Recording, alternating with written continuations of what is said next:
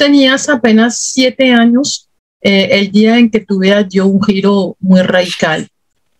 Fue un punto de partida y yo sé que es muy doloroso para ti evocar este momento, pero yo te preguntaré más bien, ¿cuáles recuerdos tú tienes, conservas de tu padre? Rodrigo Lara Bonilla es un padre que dio mucho amor. El poco tiempo que lo tuvimos, es una persona que siempre estuvo pendiente de su familia.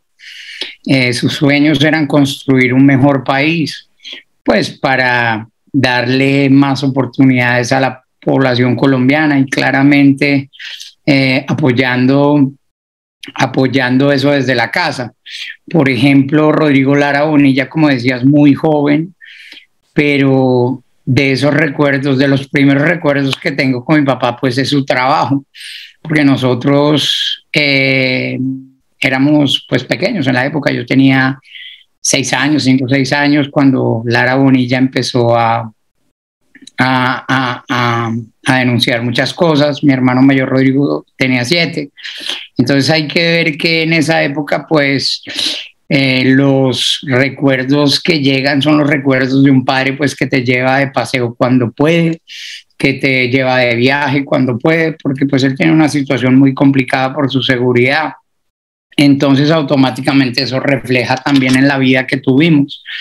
En esos recuerdos nosotros de pequeños ya teníamos el contacto con los escoltas todo el santo día, porque no era una vida normal tener que jugar fútbol afuera de tu casa con escoltas armados, o no poder subirte al bus del colegio porque los otros padres no quieren que los hijos del ministro estén ahí por si acaso hay un atentado. Entonces, tristemente muchos de esos recuerdos entran con esa época, ¿no? Que es el despertar también del niño. Recuerdos pues de un padre amoroso, pero con una situación muy compleja. Uh-huh. Cuando lo mataron, ustedes, la familia, tuvieron que huir del país, como muchas veces en Colombia, que uno no es víctima una vez, pero muchas veces varias veces. Entonces, ¿por qué? Cuéntanos el por qué tuvieron que marcharse del país. Cuando asesinan a Rodrigo Lara Bonilla el 30 de abril de 1984, Rodrigo Lara Bonilla es un ministro que había hecho muchas denuncias. Tristemente nunca le dieron la protección que tenía que tener. Hay que saber que Rodrigo Lara Bonilla durante semanas pidió que le blindaran el auto y nunca se lo blindaron. Su esquema de escoltas es un esquema que fue permeado por la mafia desde su asesinato. Mucha gente sabía que el asesinato vendría desde adentro de la casa del gobierno, pues es la gente más cercana que tenía. Cuando asesinan a Rodrigo Lara Bonilla, a nosotros el gobierno de Belisario Betancur nos da un mes para salir del país, pues no pueden garantizar nuestra seguridad. Como decías ahorita, es verdad que en Colombia la víctima muchas veces tiene tendencia a ser revictimizada, y la revictimización es peor aún cuando viene del mismo Estado. ¿Cómo es posible entonces que asesinen a un ministro de justicia al cual el mismo gobierno no quiso proteger, y que tomen a su familia y la saquen del país? ¿Y la saquen de qué manera? En esa época mi mamá tenía 27 años, viuda, acaban de asesinar a su esposo y con 3 hijos, uno que va a cumplir 9, 7 y 3 años, y le dicen a la señora: o se van de Colombia o los matan. Entonces, ¿Quién le dice o se van de Colombia o los matan? El gobierno de Belisario Betancur: o se van o los matan. Entonces, es muy extraño que cojan al ministro de Justicia, que está destapando, que destapó la olla al que asesinaron, y coger a su familia y sacarla del país. Hay que saber que nosotros salimos de Colombia sin ninguna ayuda de nada. Mi mamá nunca había trabajado en la época porque era una peladita, y le tocó empezar todo para sacarnos adelante, como muchas veces le pasa pues a las familias de desplazados en Colombia, donde las madres tienen que tomar esos hogares y sacarlos adelante, donde no donde no hay una garantía de que el Estado está detrás apoyándote. Nosotros, por ejemplo, cuando nos sacan del país, nos dicen claramente, bueno, ustedes se van en exilio, pero esos niños van a ser pupilos del Estado hasta el último día de su vida. Mi papá, a nosotros lo que le interesaba era que fuésemos gente preparada. Él hablaba 4 idiomas perfectamente, especializado en Europa, todo ganado a pulso. Entonces para él era muy importante que estudiáramos. Salimos de Colombia y a los 4 años nos quitan las famosas becas. Nunca recibimos un apoyo, una indemnización alguna, al contrario. Después de un año de estar en España, no podían garantizar nuestra seguridad y de ahí nos envían a Suiza. En Suiza nos toca quedarnos 6 años, pero hasta allá llegan las amenazas. Allá amenazan a Enrique Loumutra, que era también embajador en la época, que también estaba en exilio, había sido exiliado por las mismas razones y hasta Suiza lo fueron a buscar. Gracias a Dios, pues, bueno, gracias a Dios, Enrique no lo asesinan en Suiza y tristemente vuelve a Colombia y lo asesinan después. Entonces, víctimas, el país entero está cargado de víctimas que son revictimizadas por el mismo Estado. Cuando voy y veo a los diferentes desplazados que tiene el país, que llegan a una zona donde sienten que se van a sentir en seguridad y que llegando a esa zona se dan cuenta que los que controlan son grupos mafiosos también. ¿Qué le estamos dando al pueblo realmente? En cambio, si te pones a investigar un poco, te darás cuenta que muchas veces la UNP, que es la Unidad Nacional de Protección para la gente que está en peligro, si te das cuenta, muchos de esos autos, muchos de esos escoltas, de esa seguridad, le ha sido beneficiada a narcotraficantes, a delincuentes y a gente que no tiene nada que ver con el conflicto nacional, sino que son amigos del gobierno. Entonces sí, efectivamente, Guilén, en este país tienen tendencia a revictimizar las víctimas y lo peor es que eso viene con la complacencia y bendición del mismo Estado. Tu padre, el asesinato de tu padre fue como una crónica de una muerte anunciada, ¿no? Él pagó con su vida el hecho de haber desafiado el cartel de Medellín, pero no solamente, como tú lo decías, es decir, él buscó más allá. Y poco antes de morir, él había hablado a su hermana, es decir, tu tía, le había contado algo de este helicóptero que había incautado en Tranquilandia, esta zona de grandes laboratorios, en 84. ¿Qué sabes tú de lo que contó a tu tía? ¿Qué sabes de esto? Bueno, Rodrigo Lara Bonilla había entendido claramente que la problemática colombiana del narcotráfico venía escalando. Colombia pasó de ser un país importador y exportador a convertirse en plantador y hoy en día el primer productor mundial con 75% del narcotráfico de la cocaína mundial. Colombia es el primer productor en 75% de la cocaína mundial. Entonces, claramente tú no llegas a ser el número 1 si no tienes el apoyo de cierta gente. Eso es lo que pasaba en Tranquilandia. Tranquilandia es un descaro en el cual tenías más de 6 laboratorios, no sé cuántas pistas de aterrizaje, unas 15 naves, un helicóptero y 13 toneladas métricas. Ya cuando oyes esas cifras te das cuenta que eso es industrial. Y para que eso sea industrial, claramente tiene que haber la corrupción de muchos entes del Estado. Rodrigo Lara Bonilla, cuando se dio cuenta que Colombia estaba ya en el inicio de ese auge del narcotráfico con Pablo Escobar y el cartel de Medellín, lo primero que hizo es empezar a investigar cuáles son los apoyos, cuál es la ayuda que recibe esa gente para poder realizar sus exportaciones. Él entró y se dio cuenta que a nivel que las licencias del Aerocivil despegaban en número de cifras, el narcotráfico seguía y las muertes seguían. Y todo eso seguía, como que la curva seguía con todo eso. Entonces, Lara Bonilla, con sus aliados de la época, Ramírez y los demás, decidieron hacerle un seguimiento a las importaciones de éter. que se hacían a Colombia. El éter en la época era utilizado para todo el procesamiento de la coca para llegar a la cocaína. Entonces, ¿el éter de dónde viene? Sí, señor. Entonces, todos esos insumos que entraban, tocaba pillarlos. Entonces, Tranquilandia fue pillado de la siguiente manera. Se dieron cuenta que estaban entrando toneladas de éter desde Holanda y decidieron interceptar los barcos en mitad de camino para ponerles en la época lo que era un GPS, que era una cosa inmensa. Cuando se dieron cuenta que el GPS ya estaba marcando de que llegaba a la costa colombiana y que empezaba a entrar al territorio y que terminaba ya en la mitad del Yarí, ahí dijeron, ahí hay algo. Claramente fueron a ver qué es lo que había y el laboratorio más grande de cocaína del mundo.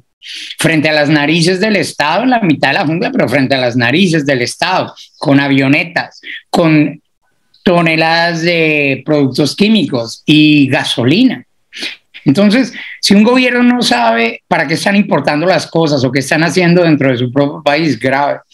Lara Bonilla llega el momento donde inicia todo el operativo de Tranquilandia. Y la gran sorpresa de mi padre es cuando llegan a Tranquilandia y se dan cuenta pues que la mayor parte de los aviones ya sabían que eran parte pues del cartel de Medellín, de los Ochoa, de Pablo Escobar, Rodríguez Gacha y compañía. Lo que no se esperaban era encontrar el helicóptero de una de las familias que dicen más reputadas de Colombia, pero que es una familia que siempre ha estado vinculada con el narcotráfico, que es la familia de Álvaro Uribe Vélez. Cuando mi padre llega a Tranquilandia y pide los reportes de propiedad de todas las naves, pues claramente se da cuenta que ahí está el cartel de Medellín. Pero lo más grave es que hay familias de la alta sociedad antioqueña que están lucrándose con ese negocio. El helicóptero de la familia de Álvaro Uribe pertenecía a Alberto Uribe Sierra. Alberto Uribe Sierra es el papá de Álvaro Uribe Vélez. Uribe Sierra es un tipo que empezó a hacer su riqueza por ahí en los 70, lavándole dinero al narcotráfico colombiano. ¿De qué manera? Pues en el momento donde Belisario Betancur se fue a hacer campaña presidencial, se le apareció un santo por ahí que le compraba todas las obras que vendía para financiar esa campaña a unos precios increíbles, unos precios por encima del mercado. Ese era Alberto Uribe. Alberto Uribe estaba lavando el dinero de los Ochoa para sentar como presidente a Belisario Betancur. Cuando Rodrigo Lara Bonilla se da cuenta de toda esa jugada y sabe quién es Alberto Uribe Sierra y termina encontrando el helicóptero de Uribe Sierra en Tranquilandia, Lara Bonilla entiende exactamente en ese momento que Uribe Sierra había sido asesinado 6 meses antes. Entonces, ¿qué hace un helicóptero del padre, de lo que era el padre, ¿no? Del director del Aerocivil, porque Álvaro Uribe Vélez había sido director del Aerocivil y le había dado todas las licencias a la mafia? ¿Cómo es posible que un director del Aerocivil no tenga la decencia, si ese helicóptero fue vendido, como lo dice esa familia, de demostrar los papeles y de demostrar los documentos? Nunca lo han demostrado, ni a la justicia colombiana. ¿Por qué razón? Porque ese helicóptero lo utilizaban los hermanos Uribe, Santiago o Álvaro, uno de los dos. ¿Para qué? Pues quién sabe qué estaban haciendo allá en Tranquilandia con sus amigos los Ochoa. Hay que saber que la familia de Pablo Escobar fue muy cercana a los Ochoa, que son pues fundadores, líderes del cartel de Medellín, pero que del otro lado también hay otra familia muy cercana a los Ochoa, que es la familia de los Uribe. Familia de los Uribe desde que son pequeños, si no me equivoco, son hasta como primos mezclados. Entonces, para arriba y para abajo, estuvieron juntos. Cuando Lara Bonilla se da cuenta de ese helicóptero, él tiene el tiempo de hablar con cierta gente, porque a partir de Tranquilandia todo fue muy rápido. Lara Bonilla tiene el tiempo de hablar con la tía Cecilia, que es su hermana, y le dice claramente: a mí me llega a ocurrir algo el día de mañana y van a ser los dueños de todos esos aviones de Tranquilandia, porque ahí hay familias muy reputadas de Colombia que no deberían estar ahí. Y eso es lo que pasó. Lara Bonilla llega, denuncia lo que encuentra allá adentro, le dice a la gente que lo van a asesinar desde ahí. 2 semanas después, pone un documento en el cual pide que investiguen al señor Uribe y a su helicóptero, y 2 semanas después de esa denuncia lo asesinan. ¿Qué conclusión tú tienes al respecto? Es decir, ¿Álvaro Uribe tiene una responsabilidad en la muerte de tu padre? Claramente, claramente, y a mí no me lo quitan de encima, y a muchos no nos los quitan de encima, Álvaro Uribe Vélez tiene mucho que ver con el asesinato de Rodrigo Lara Bonilla, por diferentes razones. La primera, porque Uribe es la corbata de la mafia. Y esa corbata es peor muchas veces que la misma pistola de la mafia. Porque es cuando la ilegalidad se está tapando en legalidad. Es nada más así de simple. Lo que denunciaba Rodrigo Lara Bonilla hace más de 37 años sobre ese señor, miremos cuál ha sido el parcours de ese señor, cuál ha sido su recorrido. Falsos positivos, enriquecimiento ilícito, nexos dudables. ¿Qué puede explicar un hombre que tiene más de 400 investigaciones abiertas y no le pasa nada? La mafia entendió muy bien que sentando a ese santo muchachito tendrían licencias, pero el santo muchachito entendió muy bien que él también tenía que ganarse elecciones para poder sentar la impunidad y cambiar así la historia. Y es lo que ha venido pasando. Entonces, que sea un Álvaro Uribe, que sea un William Vélez, que sea después la Couture d'Angón, que sea un Dávila, que sea un Ali Wackett. Todos esos nombres que te estoy dando son nombres que hoy en día están en lo alto de la corrupción colombiana, pero son nombres que hace 37 años Rodrigo Lara Bonilla ya venía denunciando. Cuando uno ve los apuntes personales de Rodrigo Lara Bonilla, se da cuenta que ya los tenía, pero más que chequeados, los tenía ya más que calificados a cada uno. Unos narcotraficantes, otros lavadores, otros manos de utilización de esa gente, otros políticos de esa gente como Santofimio. Entonces Lara Bonilla sí lo que le dijo a la tía es lo siguiente: a mí me llega a pasar algo el día de mañana y van a ser los dueños de los aviones y toda esa gente que no tiene intereses en lo que estoy destapando. Es decir, más o menos tú dirías que Álvaro Uribe mandó a matar a tu papá y que él lo sabía. Él no lo manda a matar directamente. Ese hombre lo que le interesa es que muera. Uribe es cobarde. Uribe es cobarde y todo el mundo sabe que Uribe es un cobarde. Uribe ahorita acaba de renunciar al Senado porque no quería responderle a la Corte Suprema. ¿Qué esperar de un bandido? Nada, es un cobarde bandido que solo se puede hacer entender y escuchar por sus gatilleros, por su dinero o por los lambones que le corren alrededor. Para mí está claro que no solo a Pablo Escobar le convenía matar a Rodrigo Lara Bonilla, sino al mismo Belisario Betancur.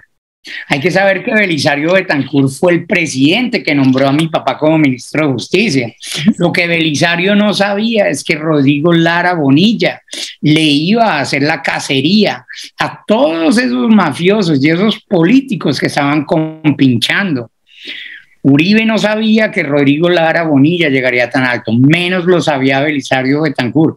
¿Cómo es posible que el mismo día del asesinato de mi padre, a la hora del almuerzo, Belisario Betancur esté sentado con la gente que le intentó montar un engaño a mi papá con el tema del cheque?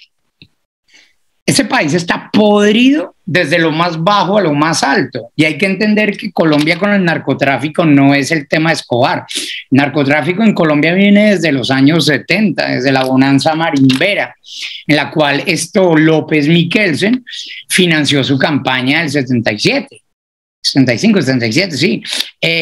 También sabemos que el narcotráfico en Colombia es el que ha sentado presidentes desde esa época. Entonces, cuando Escobar empezó, pues primero le tocó corromper a un policía, después a un general, después que a un capitán, después que a un alcalde, después que a un gobernador y después sentar presidentes. Entre más quieres sacar, más tienes que corromper. Y eso es lo que pasa en Colombia, que si te das cuenta, Guilén, a nivel internacional es muy raro que la gente no diga nada, pero en Colombia todos los presidentes tienen su escándalo de mafia y ninguno ha pagado. ¿Tú Tu hermano, uno de tus hermanos, Rodrigo Restrepo, que militó en Cambio Radical, que es más de derecha, no tan lejos del centro democrático, ¿él comparte tu punto de vista sobre la muerte de tu padre y los responsables? Yo creo que cada uno tiene sus posiciones, opiniones, verdades en mente, ¿no? Rodrigo sabe muy bien que el cartel de Medellín asesinó a mi padre. Rodrigo también tiene claro que Santofimio es una de esas ratas que estuvo pactada con el cartel de Medellín para llegar a lo alto del poder.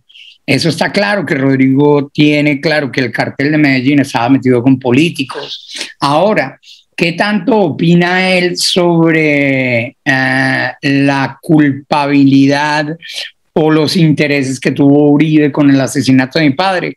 Pues la verdad no te puedo decir. Yo lo que tengo claro es lo siguiente: a ese hombre hay que extraditarlo, porque ese hombre ha permitido la exportación de toneladas y toneladas de cocaína hacia países que han tenido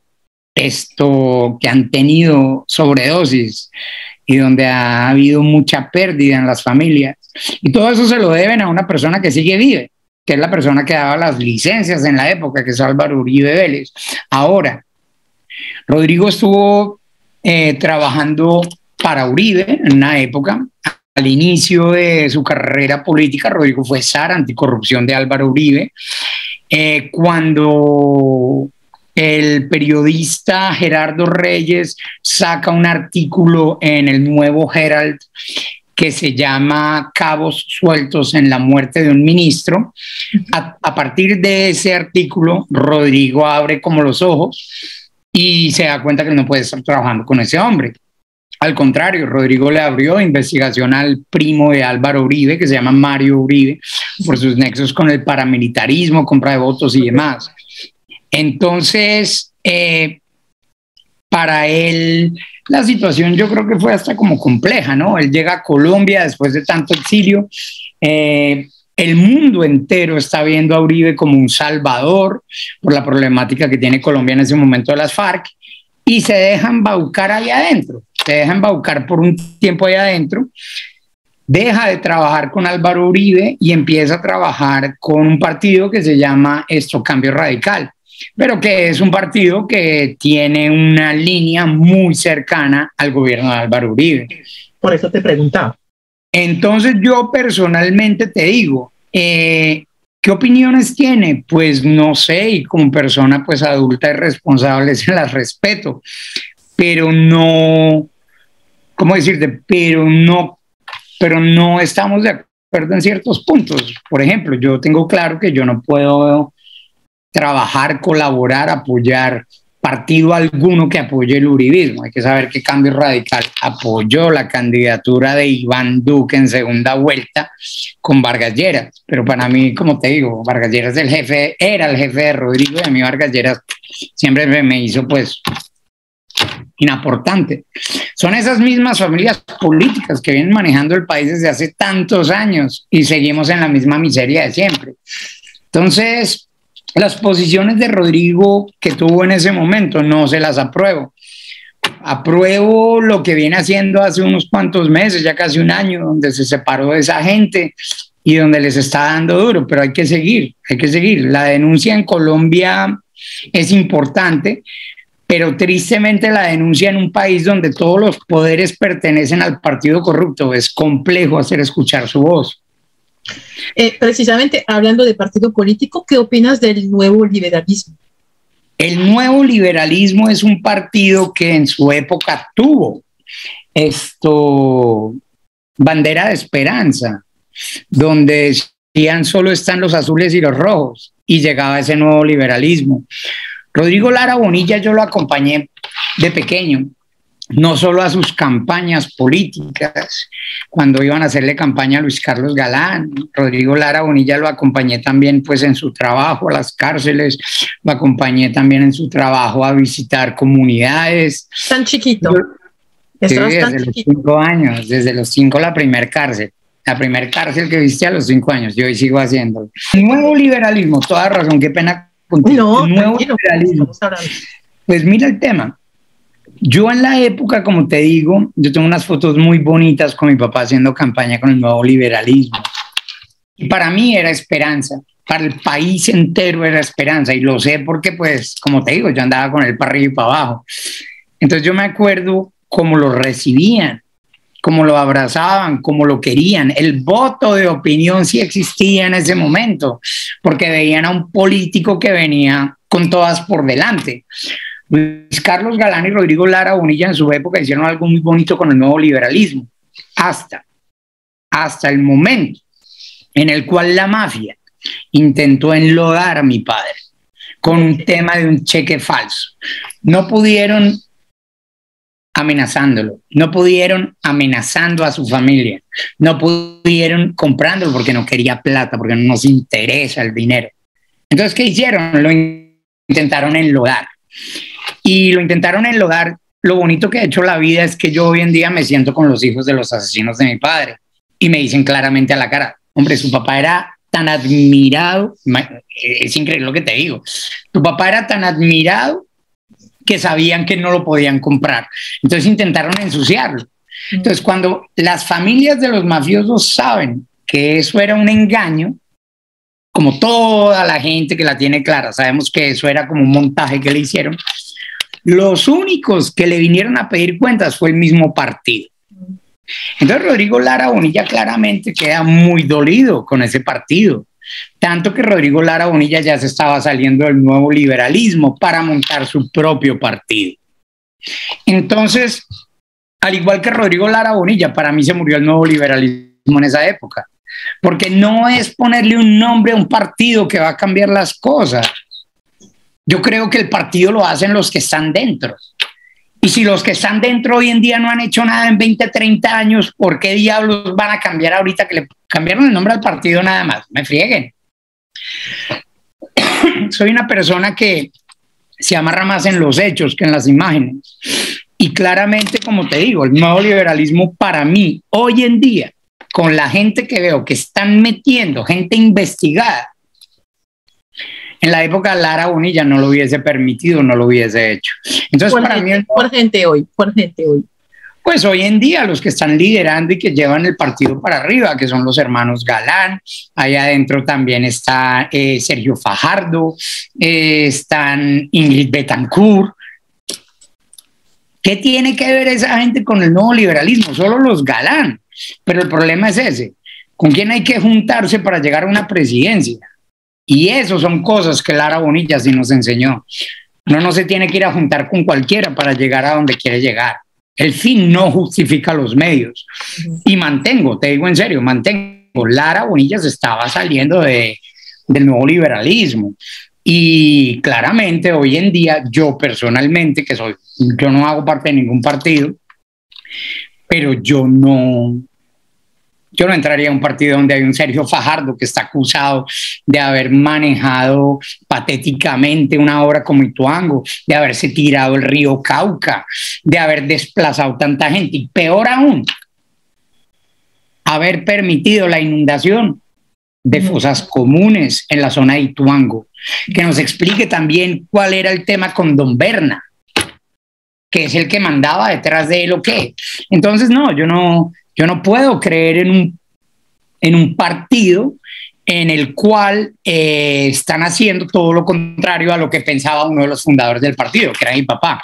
Mi papá tiene una frase muy célebre y muy bonita, que es la siguiente. La época que militaba con el liberalismo, él decía, si el liberalismo se tiene que caer por defender sus ideales, pues que se caiga. Lo mismo opino. ¿Y tú quién ve que podría liderar un partido o que podría hacer cambiar las cosas? Por ejemplo, en las cárceles, en la educación, en más igualdad, en más... En este momento tenemos un problema en Colombia, que es el siguiente. Estamos saliendo del uribismo.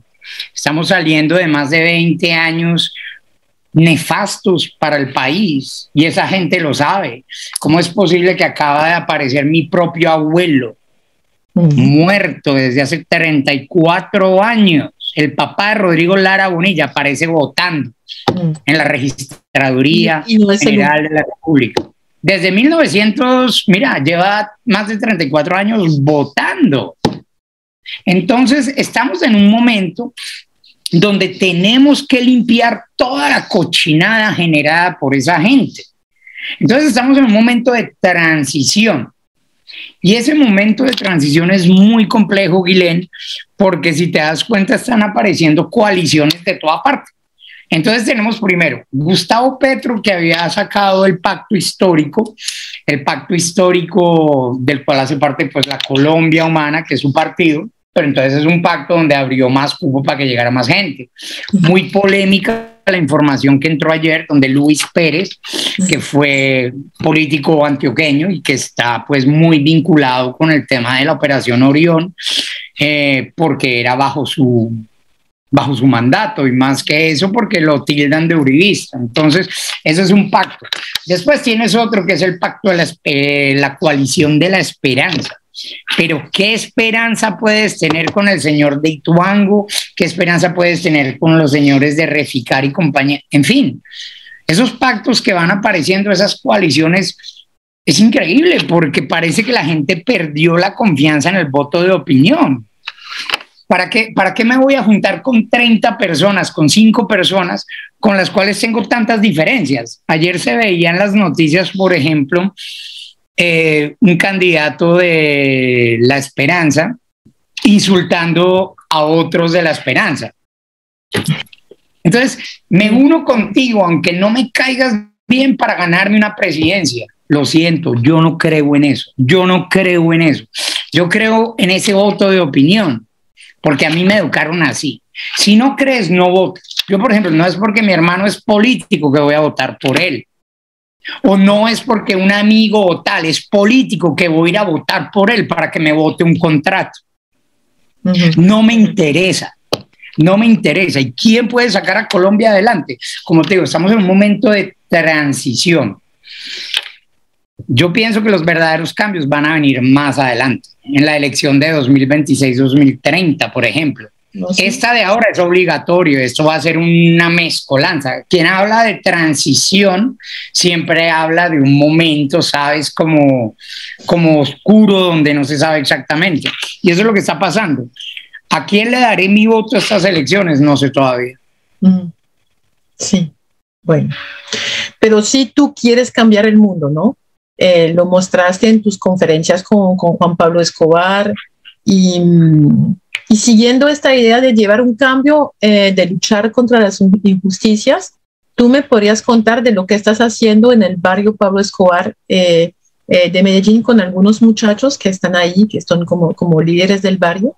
Este mismo barrio que tu papá quería tumbar, ¿no? Porque se construyó con plata caliente, con el programa Medellín sin tugurios. Tú sí conoces bien este barrio, ¿cierto? ¿Me puedes contar de este barrio? Pues mira, yo duré muchos años, Guilén, con un trauma muy grande que era Colombia. Pues a mí me sacan de Colombia a los 6 años y yo no vuelvo durante varios años por el trauma. Por el trauma, a mí me decían Medellín y me temblaba la cabeza del miedo. Te digo en serio, yo estando en exilio por fuera con 12 años, a mí me decían Medellín, yo lloraba. Yo no veía Medellín como una ciudad, yo pensaba que Medellín era no es un niño, un ignorante.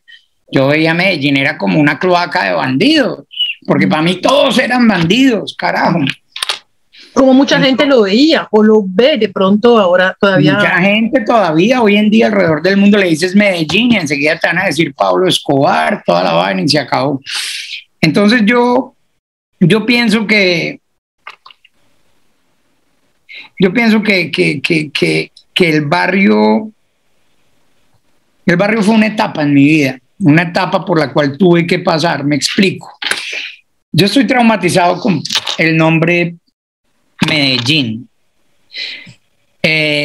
Hace 12 años decido volver a Colombia porque decido que es hora de venir a ver la problemática desde dentro, y desde dentro es verdaderamente desde dentro. Empecé trabajando con diferentes agencias de las Naciones Unidas para ir en terreno y entender lo que está pasando. Pero al año de estar acá, me entró en mente venir a Medellín y quitarme eso de la cabeza ya y entender que esto es una ciudad como las demás, que tienen una problemática que mi papá pues había denunciado y que hoy en día se comió el país entero por la falta de acción por parte de los gobiernos. Entonces, cuando llego a Medellín, lo primero que hago es conocer la ciudad a través de gente que vivía acá, empezar a conocer los contrastes entre sus barrios bonitos y sus barriadas, entender quién maneja la ciudad, porque no es la política la que maneja una ciudad. Uno tiene que saber claramente que en un país como Colombia, cada región tiene sus bandidos y cada bandido maneja su zona. Entonces Medellín yo la tenía clara, yo sé que estoy llegando. ¿Quién maneja Medellín? ¿Quién maneja Medellín? Hoy en día Medellín está manejado un 90% por la oficina. La oficina son los que se ocupan del microtráfico. La oficina de Envigado. Era la oficina de Envigado, pero el problema es ese. Tú vas, por ejemplo, al centro de desplazados más grande que queda acá a las afueras de Medellín. Es el segundo puesto de desplazados más grande de Colombia, en Bello, Antioquia. Gente que lleva en condición de desplazamiento desde hace más de 5 o 7 años. La primera cosa que pasa cuando llegan ahí, aparecen los muchachos. Buenos días, señora, lo sentimos, pero si usted quiere agua o quiere electricidad, nos tiene que pagar a nosotros para que nosotros le demos la conexión. El cartel de agua en el sur de Medellín. Mira, te hacen pagar por la seguridad, te hacen pagar por el agua, te hacen pagar por la electricidad, por encima del gobierno. Entonces, cuando yo llego a Medellín y empiezo a darme cuenta que esto es una cosa, es la que muestran, la que dicen, otra cosa, la que se vive a diario. Es ahí donde me empiezo a internar ya en los barrios de Medellín. Y llega el momento donde digo, listo, yo creo que es el momento de ir a conocer el barrio Pablo Escobar. Hay que entender una cosa. Medellín es la cuna del cartel de Medellín, cierto. Pero 3/4 de la gente de Medellín odia ese recuerdo porque fue una época muy fuerte. En cambio, si te das cuenta, el barrio Pablo Escobar es un barrio que fue finalmente construido en obra negra por Pablo Escobar, que decidió darle vivienda a la gente que estaba viviendo en un basurero llamado Moravia. Entonces, le da la obra negra a esa gente y esa gente pues se instala ahí. Yo fui a conocer ese barrio porque, pues, como bien sabes, mi papá le hizo la cacería a Pablo Escobar y a un momento le intentó bloquear todo. De esas cosas que intentó bloquear fue un barrio Momento. Entonces, toda esa gente fue a coger las casas y en las casas, pues, se fueron instalando. Quiere decir que ya llevamos más de 37 años donde esa gente se ha instalado en esos barrios. Entonces, yo empecé a ir a ese barrio, Pablo Escobar, y me di cuenta de un tema. Eso de Pablo Escobar, la única cosa que tiene es el nombre y los cimientos, las bases, la obra negra. Porque Escobar construyó un barrio, la gente se empezó a meter a las casas antes de que mi papá cogiera ese barrio y el gobierno lo cogiera y se instalaron. Eso es gente que venía de un basurero de diferentes lugares de la ciudad, que habían conseguido una casa, una posada. Ellos me dicen hoy en día que si ellos le pusieron barrio Pablo Escobar es simplemente porque tenían que ponerle un nombre. El gobierno los quería sacar de ahí. Los militares querían recuperar esa zona para hacer esto, quién sabe qué, para sacarlos de ahí. Hoy en día son 15,000 personas que viven ahí adentro. Entonces, cuando empiezo a ir al barrio, en el barrio tienen un mural. Ese mural, ¿cómo llega el mural Pablo Escobar? Ese mural aparece porque cada nada los iban a intentar sacar de allá. Y ese mural grande, pues ahí un día escribieron, este barrio es el barrio Pablo Escobar. Y después entonces que llegó un grafiti. Y después que otro grafiti. Y después hay un cuartico pequeño al lado del mural donde pusieron unas fotos de Pablo Escobar, pero sobre todo unas fotos de sus víctimas. Cuando yo fui la primera vez a ese barrio, yo pues nada, me puse una gorra, tranquilo, mi mochila, cogí un bus, llegué, subí, entré y me puse a escuchar lo que decían los pelados, porque allá llega turista, el turista que viene buscando el morbo, ¿no? Sí. Tú eres un turista extranjero y buscas Pablo Escobar, bueno, barrio, entonces tengo que ir al barrio porque enseguida se imaginan. Se dicen, no, pues mira, es que en ese barrio hay de todo lo que debe ser Pablo Escobar es ahí. La prueba, un cantante francés, quiero decir, el rapero francés que más factura, Mr. Booba estuvo grabando un videoclip hace como unos 7, 8 años en el barrio Pablo Escobar y es el peor video que he visto en mi vida, donde le hacen entender a la gente alrededor del mundo que el barrio Pablo Escobar es una sede de narcotráfico. Si van a grabar esas porquerías, no vengan a Colombia, señores. Resultado, la primera vez que entro al barrio, como te digo, voy relajado de la vida, me meto a ese barrio con mi gorrita, nadie tiene idea quién es uno, me pongo a escuchar a los jóvenes hablar de Pablo Escobar, a los turistas que llegan. Y ahí me doy cuenta de un tema, yo digo, qué bonito porque estos pelados no están haciendo apología. Esos pelados le están contando al turista, miren señores, ustedes vienen que dice a buscar el barrio Pablo Escobar, pues les vamos a contar la historia. Nosotros, nuestras abuelas vivían en un basurero que Y cuentan la historia, pero no hacen la apología de Pablo Escobar, eso sí es cierto. No hacen la apología y lo más triste aún es que ni la familia, quiero decir, ni la viuda ni los hijos hacen apología del papá. Ni Juan Pablo, ni Manuela, ni la mamá hacen apología. En cambio, se me hace asqueroso, porque me asquea, me da asco, ver al hermano de Pablo Escobar y al hijo Nicolás, que cada uno tiene su museo en Medellín. Son museos donde tienes que pagar, donde le hacen apología al capo, a sus asesinatos. Y esa vaina es legal. Esa vaina es legal y no hay ningún gobierno acá que los haya parado. Mira Alemania, el negacionismo es castigado con cárcel. Yo creo que lo han cerrado a un momento del museo o algo así, hace como 1 o 2 años, pasó algo me parece. Pero tú tienes un proyecto allá en el barrio, háblanos del proyecto. Allá voy. Ajá, entonces empecé a ir al barrio y a meterme en esos tours de turistas para escuchar qué decían, porque hay que saber algo, el barrio Pablo Escobar es un barrio donde te cuentan la historia, tú vas a buscar morbo, pero claramente te dicen, acá no hay nada de eso, acá hay familias y acá hay que respetar. Se llama barrio Pablo Escobar porque tenemos que llamarnos de una manera para existir. Si no tienes nombre, no existes.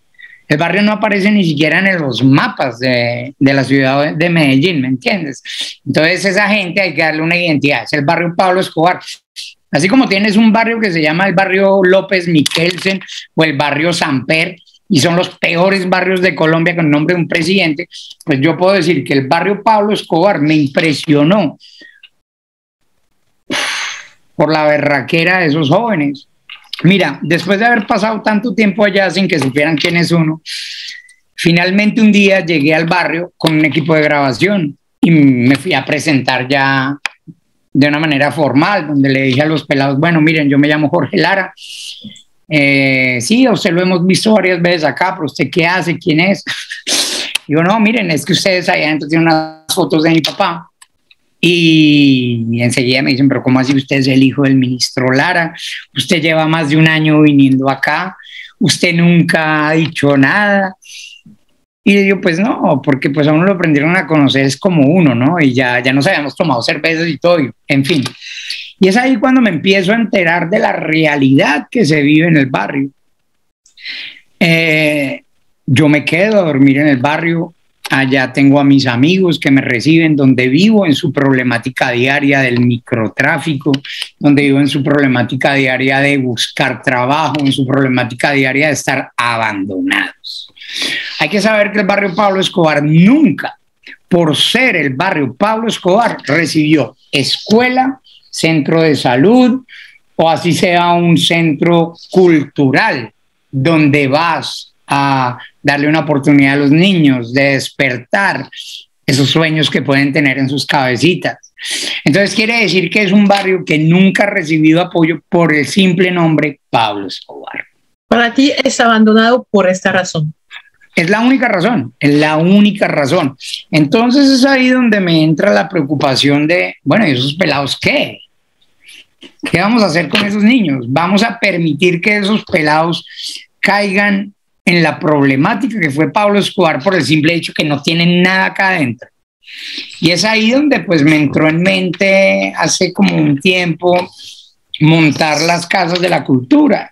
Casa de la Cultura Rodrigo Lara Bonilla del barrio Pablo Escobar, porque se me hace que es muy importante tomar a esa juventud y darle la mano desde hoy en día.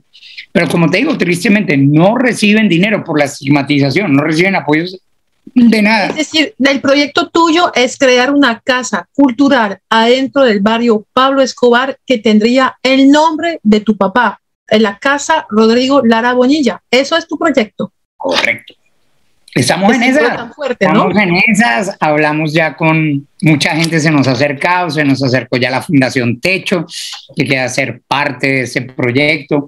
Se nos ha juntado, nos han llamado de las secretarías de la alcaldía que están interesados en el proyecto. Pero así como yo lo digo, ese proyecto no es mío. Ese proyecto no es mío en el sentido que yo no soy nadie, ¿no? Yo no soy nadie, eso lo están construyendo ellos. Yo estoy nada más impulsando, estoy haciendo todo lo posible para que ese proyecto salga de aquí unos meses de bajo tierra.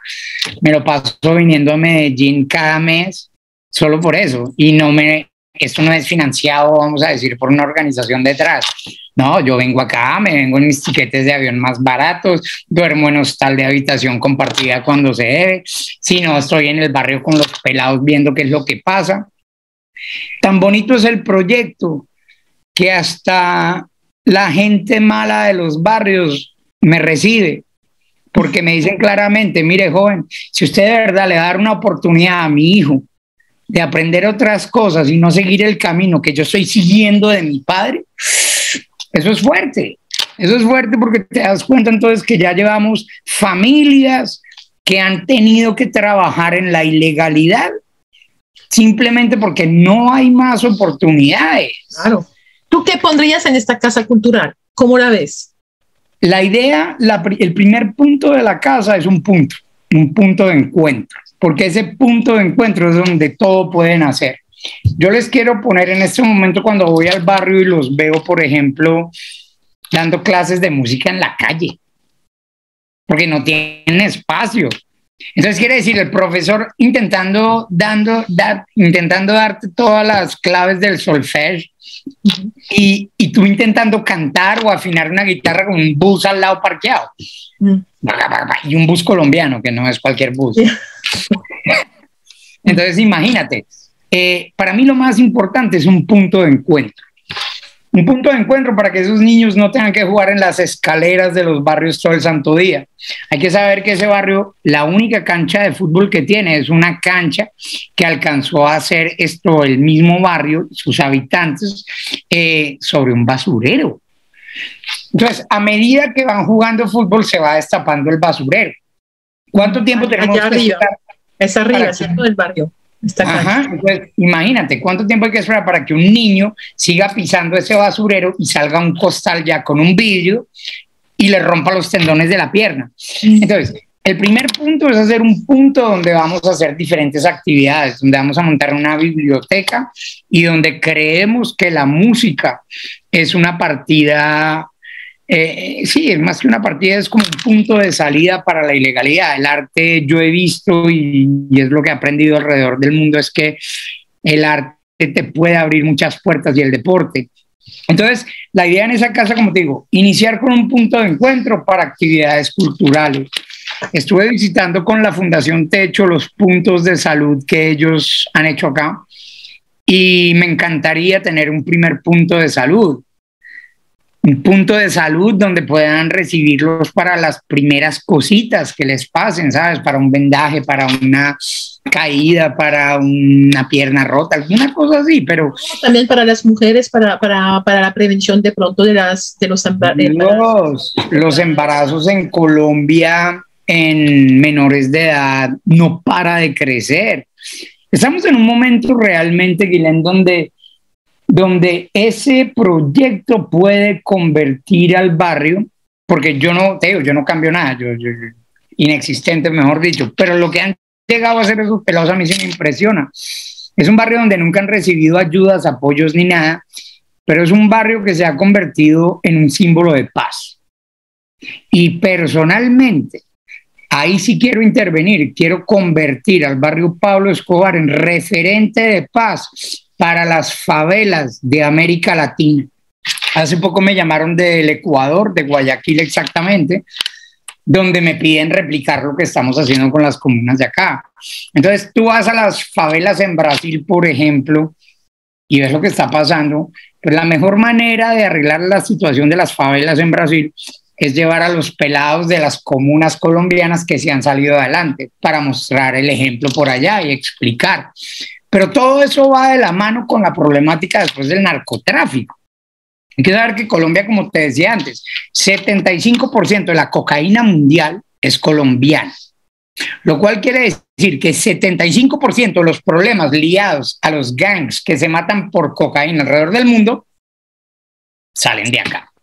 Somos 75% de esa problemática, pero hay que saber que en Colombia el consumo, el microtráfico anda reventado por los cielos también. Pareciera que la gente ha querido esconderse en los alucinógenos por las pocas esperanzas y oportunidades que les brinda el país. Tristemente, en el país que exporta 75% de la cocaína mundial, no hay una sola campaña activa que te diga no consumas o no traquetees. Eso no es normal. Estamos en el primer país exportador de cocaína y no hay un anuncio en ninguna parte. Entonces, es muy complejo, Guilén, querer arreglar acá con las uñas, como lo estamos haciendo, si el gobierno no sigue detrás. Alemania salió esta mañana diciendo que están de acuerdo en la legalización de la marihuana de uso adulto. Entonces, el mundo entero hablando de marihuana medicinal, pero en Colombia, el presidente Iván Duque aparece la semana pasada diciendo, pues Colombia no puede ser responsable para utilizar marihuana, pero sí puede ser responsable para generar dinero con esa marihuana y sentarlo a él como presidente. Entonces, ¿la marihuana y la coca en Colombia son legales solo para sentar presidentes o qué? A ver, venimos de un país donde la violencia nos ha marcado tantos años. Yo creo que es hora ya de decirle a la gente, bueno, ¿ustedes qué quieren? ¿Quieren responsabilizarse? Pues nos vamos a responsabilizar como país. Mira, no es porque el alcohol es legal que en este momento hay una botella de whisky abierta acá al lado, ¿me entiendes? Lo mismo puede pasar con las drogas. La idea tuya es como quitar la coca y reemplazarla por marihuana medicinal, por ejemplo. Hoy en día tenemos un problema. Estuve visitando los laboratorios de coca.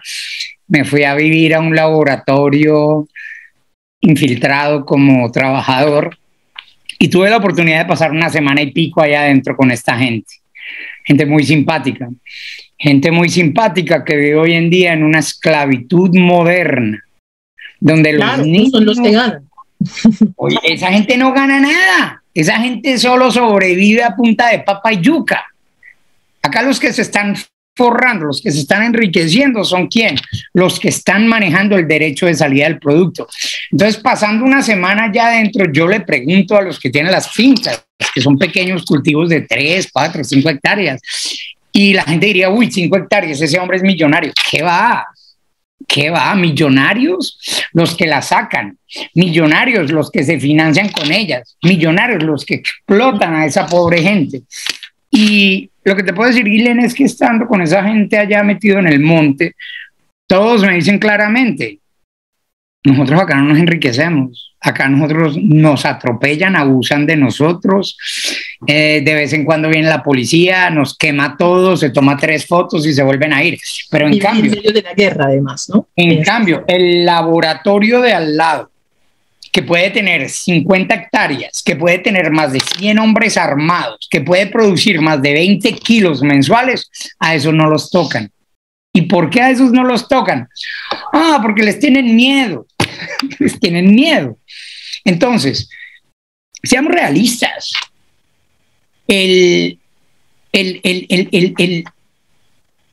¿Cómo decirte? La falta de courage, ¿cómo diría yo? De ánimo, no, de valor. Acá lo que les hace falta.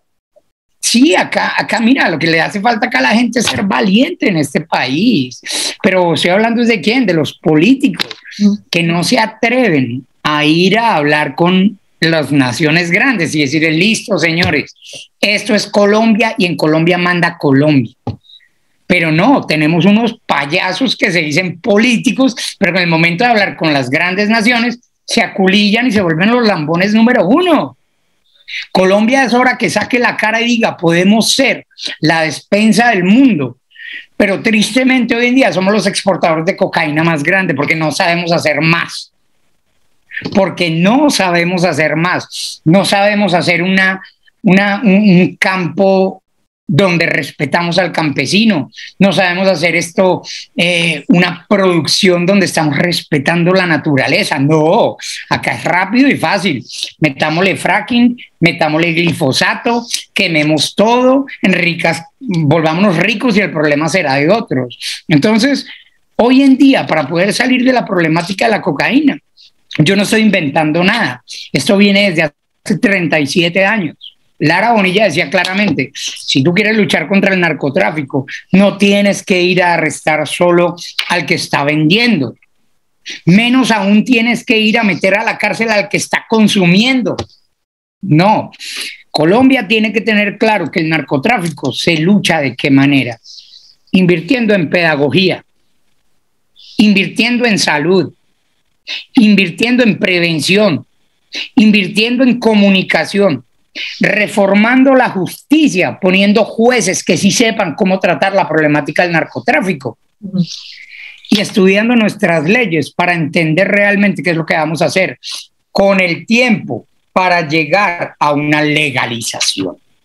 Como te digo, si llegamos al punto donde hoy en día toda la zona de Nariño está como el Cauca, están pero inundadas de cultivos, pues lo que yo le he podido proponer a los dueños de esos pequeños laboratorios es lo siguiente, es decir, bueno, a ver, X, si el día de mañana tú pudieras tener un cultivo de marihuana medicinal, pero con salarios adecuados, con una situación donde no estás exponiendo a tu familia a químicos todo el día, donde sabes que no van a venir a quitarte eso porque es legal, donde vas a pagar tus prestaciones, donde vas a tener salud, ¿lo harías? Dios, te miran con una sonrisa de oreja a oreja y te dicen, pero esto es Suecia, esto es Finlandia, que sería genial. Pero ¿qué es lo que pasa? Si llegamos a regularizar, si regulamos la temática del narcotráfico, partidos como el Centro Democrático no te sientan ni un alcalde de pueblo, porque es a través de la mafia que se han venido sentando. Por eso, si te das cuenta, Iván Duque la semana pasada salió diciendo que en Colombia no se podía hablar de marihuana de uso recreacional. A ver, no se puede utilizar marihuana de uso recreacional, pero sí un embajador de él puede tener laboratorios de cocaína. O sí puede utilizar Guaymaral para sacar cocaína. O también puede llegar y tener en todo su equipo gente que ha sido vinculada al narcotráfico. Pero Dios santo, mira, a mí lo que más me duele en este momento es la ineptitud de los embajadores de la comunidad internacional que están en Colombia, pavaneándose sin hacer nada, sin hacer nada. La única cosa que hacen es llegar a decir qué bonito lo que está haciendo Iván Duque, pero qué bonito qué. Eso es llegar a ser un colabó de la época de la Segunda Guerra Mundial. Los colabó que... Sí, tú estás hablando de los gobiernos extranjeros, sí, de los embajadores. De todos los embajadores, embajador de Alemania, embajador de Francia, embajador de España, embajador de Estados Unidos, embajador de Italia. Señores, y tú, saben muy bien lo que está pasando. Sí, tuviste también como los presidentes recibieron a Iván Duque en Europa y los discursos y todo. Ah, bueno, entonces te iba a preguntar también en este tema, ¿cómo explicas tú el silencio ensordecedor de la comunidad internacional frente al genocidio que está pasando en Colombia con los líderes sociales, ambientales, de derechos, defensores de derechos humanos, etcétera. Es un poquito el mismo tema, como tú lo explicas, este silencio, es que acá no hablamos de esto. Cuando llegó acá, te digo la verdad, me saca la piedra. Me saca la piedra, expresión muy colombiana, diciendo me emberraca, más colombiana aún. ¿A qué voy con el tema? Yo duré muchos años viviendo por fuera, muchos años, por el exilio. Me tocó la vida de embajada también, sí, también, de cónsul, ¿no? Porque mamá estuvo allá de cónsul durante un tiempo. Entonces tuve la oportunidad de conocer el mundo diplomático como tal. Nosotros teníamos obligaciones en Europa y nos portábamos muy bien, porque nos tocaba portarnos muy bien. Mi mamá tenía obligaciones como diplomática y las cumplía. Entonces, ¿cuál es la función de un diplomático hoy en día acá en Colombia? ¿Qué viene a hacer un diplomático aquí a Colombia? Firmar negocios, buscar acuerdos de colaboración para más adelante, botarle 100 pesos a Colombia para que se los gaste el gobierno de turno. Pero realmente, ¿qué está haciendo la comunidad internacional? ¿Qué embajador se ha parado hoy en día y ha dicho: el presidente Duque fue sentado por la ñeñe política, la vicepresidenta tiene un hermano que fue mafioso, el esposo de ella estuvo metida con Memo Fantasma, investigada, la presidenta de la Cámara de Colombia, hija de mafioso, hermana de mafioso? Y vienen los embajadores de otros países a firmarle las credenciales a esa gente. A mí, Guilén, te voy a decir, de las cosas que me duele, pagar impuestos en un país donde mantengo mafiosos al poder. Y no estoy hablando solo por mí, estoy hablando por gran parte de este país que está mamado de tener gente así de vulgar allá encima en el poder. ¿Vulgar en qué sentido? Que están manchando, ensuciando nuestra bandera. Entonces, ¿qué es lo que a mí me duele? Ver inútiles con pasaporte diplomático en mi país que no saben hacer su trabajo. Porque cuando tú eres diplomático, lo mínimo es reportarle a tu Cancillería. Y si tu Cancillería no hace nada sobre lo que está viendo tu embajador en Colombia, pues pucha, ¿qué? ¿Qué es lo que quieren? Plata. Pero tú lo que dices es que ellos saben, pero no hablamos de esto por intereses económicos. Obvio, son intereses económicos, Guilén, no les importa, no quieren perder negocios. ¿Cuánto lobby va a hacer acá un embajador para que firmen con Alstom en vez de firmar con Schneider? ¿De dónde voy? Entonces no te quieres rayar. ¿Cómo es posible que Emmanuel Macron, el gobierno de Emmanuel Macron en Francia, esté recibiendo a la mafiosa Marta Lucía Ramírez? Y recibió después. ¿Cómo es posible que los embajadores que están acá se alegren con que en Europa juzgaron a una persona que dejó morir a una niña, cuando aquí en Colombia bombardean a los niños y no dicen nada? Lo siento, empaquen a esos embajadores y devuélvanlos. Necesitamos gente de verdad que apoya al país, porque acá la única cosa que están haciendo es legitimizar el narcogobierno que tenemos ahí arriba. Pero entonces no hay esperanza, no hay nada que esperar de Europa, por ejemplo. Pues mira, yo pienso que de Europa se puede esperar mucho. ¿En qué sentido? De sus poblaciones. De sus poblaciones. Yo soy una persona del pueblo, ¿sabes? Yo no creo tanto en ir a sentarse uno, ponerse una corbatica y decir qué bonito lo tuyo y qué bonito lo mío. No. Yo creo, por ejemplo, que la comunidad internacional, a través y a partir de sus pueblos, es a partir de ahí donde podemos despertar una conciencia real. Por ejemplo, tú llegas a cualquier país de Europa o de Estados Unidos o de Asia y te puedes encontrar con un bar que se llama el Bar Escobar. El Escobar. Entonces uno empieza a decir, bueno, ¿quién es el culpable ahí? ¿Será que si yo mañana abro un bar acá que se llame Holocaust, donde voy a poner a mis waiters vestidos con camisetica de rayas, a los que saben, con un numerito, y a las niñas les voy a poner una estrella acá, y voy a poner fotos de Adolfo por toda parte, ¿Qué me van a decir? ¿Qué va a venir a decir mañana el gobierno alemán? Dios, si pueden, me mandan a ejecutar porque soy una vergüenza. ¿Y qué haría Israel? Lo mismo, y lo entiendo. Pues eso que tanto les duele o que les dolería es lo que hacen con mi país a diario. Entonces, ¿quién es el culpable? El idiota de turno que deja que eso pase en su país. 1. 2. El incauto que no tiene ni idea de la historia y que se va a pedir un cóctel. Oye, dame un plata o plomo. O 3, los medios de comunicación que le hacen publicidad al lugar. Pues los 3. Por eso entonces llego yo al tema del narcotráfico. ¿Cómo combatir el narcotráfico? El narcotráfico no se combate metiendo a la cárcel al que se fue un puro de marihuana o al que se hace una línea de coca. No, a esa gente hay que enviarla a un centro de salud para que le expliquen que no es bueno si llegan a un punto y tal. Eso es por un lado. Y eso es lo que pasa, que si queremos luchar contra el narcotráfico no es un punto u otro.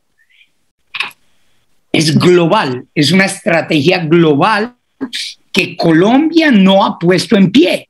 ¿Cómo es posible que Marta Lucía Ramírez, que se lo pasa viajando, o Iván Duque, que la única cosa que ha hecho es aumentar sus millas desde que llegó al gobierno, porque se lo pasa más por fuera que adentro, cómo es posible que esos presidentes, dirigentes o como quieran llamarlos, lleguen a Europa y no reclamen esto? Mira, yo te digo, yo soy un X, yo soy un tipo común y corriente, un colombiano más votante que tiene las problemáticas que tiene todo tipo de colombiano en términos de seguridad, de trabajo, de todo. Y siento que me preocupo más que los mismos dirigentes a los cuales les pagan más que a un senador francés. Entonces, realmente, ¿qué es lo que está pasando con esos políticos que están hoy en día en Colombia? No están cumpliendo con su trabajo, están protegiendo sus intereses. ¿Y qué pasa con los representantes de otros países que están acá en Colombia? No están haciendo ni mierda. Ni mierda están haciendo. Y perdón por la palabra, pero es que tú cuando estás en un país como Colombia y ves lo que estás pasando, tienes una obligación moral, más que política, ética, lo que sea, es algo moral que te dice, no es normal. Están matando gente todos los días en Bogotá, a las afueras de Bogotá, en Bogotá. Y eso no los choca. Entonces, bueno, es una forma de complicidad, casi. Es una complicidad silenciosa, quien calla otorga. Quien calla otorga, y esa gente, te digo en serio, acá lo que falta son pelotas. No, en serio, toca es, así como uno se le para a la comunidad internacional, les dice claramente, miren señores, ustedes a Colombia la respetan porque Colombia se hace respetar. Así como eso no lo tenemos, tampoco tenemos los que vienen de por fuera a decir, miren lo que está pasando adentro. ¿Por qué? Porque prefieren guardar sus intereses para firmar un negocio de Schneider y que no lo vaya a firmar el francés Alstom. Es ridículo. Mira, entonces, y por eso tan importante la iniciativa tuya, que es una pequeña, vamos a decir, iniciativa en un pequeño barrio, pero que es un grano, ¿no? Es un grano, es un aporte a esta meta de educar, de luchar contra toda esta problemática, pero en la base, con la educación, con abrir a otros temas, con cuidar a la juventud. El árbol torcido ya no lo puedes recuperar, está jodido. Ir a decirle a un tipo que ha robado toda la vida que deje de robar, no lo va a hacer, al menos que lo cambies de lugar, de país, de situación. Es que ese es el tema también. Para mí es muy importante la niñez. La niñez es el punto de partida de cualquier ser humano. De ahí vienen tus traumas, de ahí vienen tus mañas, tus costumbres de la niñez. A mí me ha tocado ver tanta miseria en la niñez en este país, pero tanta miseria que hay que hacer algo para cambiar. Mira, yo tuve en todo lo negativo, pues tuve que en un momento sacar algo positivo, ¿no? Y de lo positivo que rescato de todo este exilio, de ese cambio de países, de las amenazas de correr de lado a lado, rescato que tuve la oportunidad de criarme, bueno, de tener como esa primera infancia del exilio en un país que me permitió ser niño a un momento de mi vida. En Suiza, mis 9, 10 años, yo iba en bus solo al colegio. 9, 10 años solo al colegio en bus. Eso en Colombia es imposible. Yo los fines de semana, ¿qué fines de semana? Todo el santo día. Vivíamos a las afueras de Berna y me lo pasaba en bicicleta en la mitad de un bosque con los amiguitos. Hijos de embajador, hijos de no sé qué, lo que fuera, hijo del conserje, de la coiffeuse, del restaurante. Y era una belleza, porque entonces, ¿y ese niño por qué habla diferente? No, es que él es musulmán. ¿Y de dónde? De tal parte. ¿Y ustedes qué es de diferente? Entonces, fue una belleza. Fue una belleza porque me pude criar de verdad con la mente abierta, entender lo que es la tranquilidad. Hoy cuando veo a mis familiares que tienen hijos, pobre gente, carajo, eso no es vida. Que no puedes dejar a tu hijo bajar a un parque porque si baja al parque enseguida te lo van a secuestrar. ¡Qué vida! Entonces, tenemos gente que nos viene a hablar que el PIB y las mejoras de Colombia y que ahora estamos en el ranking de... Eso es una porquería. Tenemos el país más lindo del mundo, más rico del mundo, pero con los bandidos más grandes del mundo. Es muy simple. Si tú tienes el dinero para sacar a tu familia de Colombia, eso es lo que hacen. Sí. Mira a ver cuántos políticos colombianos no tienen a los hijos por fuera, pero siguen votando por el uribismo. O cómo es posible que la exministra de Iván Duque, Karen Abudinen, nos robe el internet de los niños y que hoy en día esté con un pie entre Estados Unidos y Colombia, porque se fue a pedir asilo político a Estados Unidos. Entonces, es tu gobierno, robas en tu gobierno, pero te vas a otro país a pedir asilo político. ¿Por qué? Porque saben muy bien que van de salida y que el día de mañana la pueden estar juzgando. Pero entonces la señora que dice, pero yo como tengo asilo en Estados Unidos no respondo. Es ahí donde yo le digo a la comunidad internacional, pónganse pilas. Que recordar que en 1980 y pico Álvaro Uribe estaba catalogado como el narcotraficante número 82.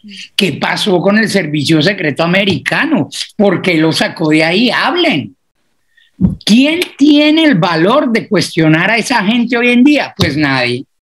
Y el gobierno colombiano claramente le regala el país a los gringos o a las demás naciones con el simple hecho de que les den una gotica de impunidad.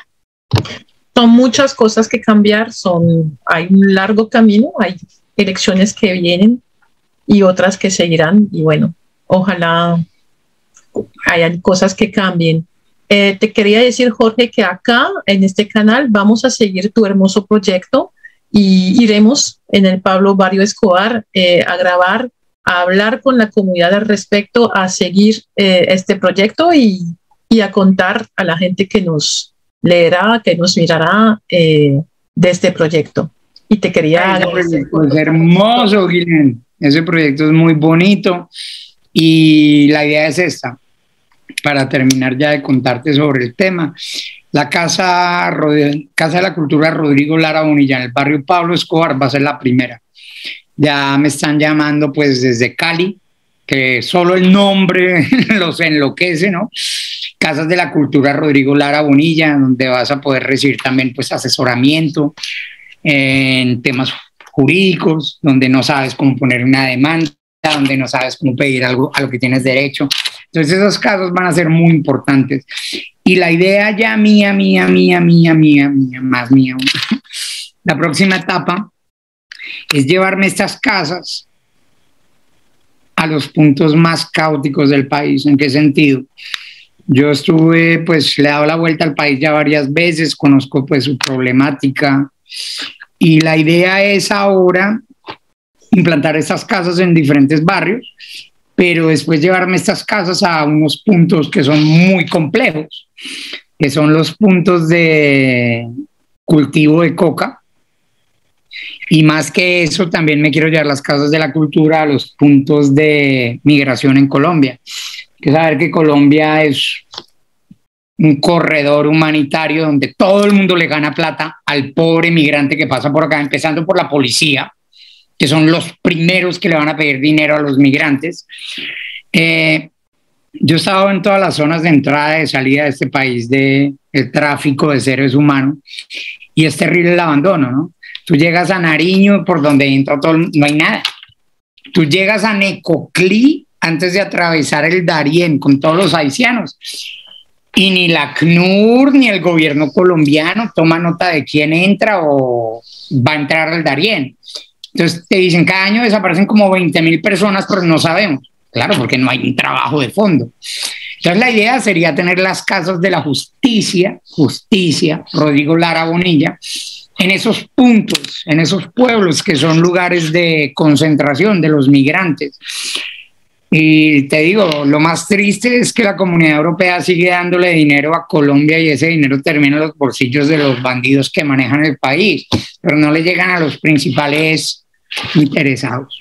Es decir, tú tienes un mega proyecto, ¿no? Detrás de este primer proyecto en Barrio Escobar, tú tienes este mega proyecto más adelante. Bueno, entonces... La idea es como intentar aportar algo, ¿no? Algo así sea chiquito. Yo sé que yo no puedo cambiar el mundo y que el paso de uno en lo que se llama la vida es efímero. Salimos muy rápido todos de acá. Pero yo pienso que uno puede despertar conciencias, porque lo he visto. Llevo 12 años dando conferencias por la paz en cárceles, universidades, barrios, barriadas, zonas campesinas, ministerios, presidencias, empresas. Y las que más me gustan personalmente son en los centros carcelarios y en los barrios donde la problemática está muy grande, porque es ahí donde he visto cambios reales. Con el amigo Juan Pablo hemos visto gente dejar las armas delante de nosotros y abrazarse entre bandas rivales. Uf, eso es mejor que un orgasmo. Y bueno, ¿y cuándo esta casa va a ser construida en el barrio Pablo Escobar? Tú me... No, es que yo no te pregunté qué pensaría tu padre de si veía la Colombia de hoy como ministro de Justicia, por ejemplo, la judicialización de los muchachos de primera línea.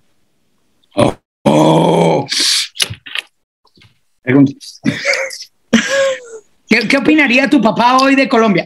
Bueno, Guilén, mi papá en este momento, ¿qué opinaría de Colombia? Pues mira, mucha gente comete el error de decir exministro. Él es ministro, porque él lo asesina siendo justamente ministro. Entonces, ¿qué diría el ministro Rodrigo Lara Bonilla hoy en día de lo que está pasando en Colombia? Pues simplemente que Colombia se convirtió en un país de dos justicias, la justicia de los bandidos y la justicia del de Ruana. Mi papá estaría muy decepcionado por ver la gente que maneja el país. Mi papá no se lo creería, ver a un Uribe todavía y sin haber pagado un día de cárcel. Mi papá entendería que la reforma a la justicia que necesita este país es para poder encarcelar a sus bandidos. Cuando mi papá quería extraditar a esta gente es porque sabía que Colombia no tenía un sistema fuerte y que era permeable por la corrupción. Hoy en día no es permeable, hoy en día es una vulgaridad. Mi papá estaría muy decepcionado y más decepcionado aún estaría de ver a la gente con la que trabajó votando por esas ratas del Centro Democrático. Que recordar un tema, todos los casos que hemos descubierto del partido de Uribe con mafia, eso no hubiese pasado hace muchos años. El problema es que acostumbraron a Colombia a ser permisivo por no tener justicia.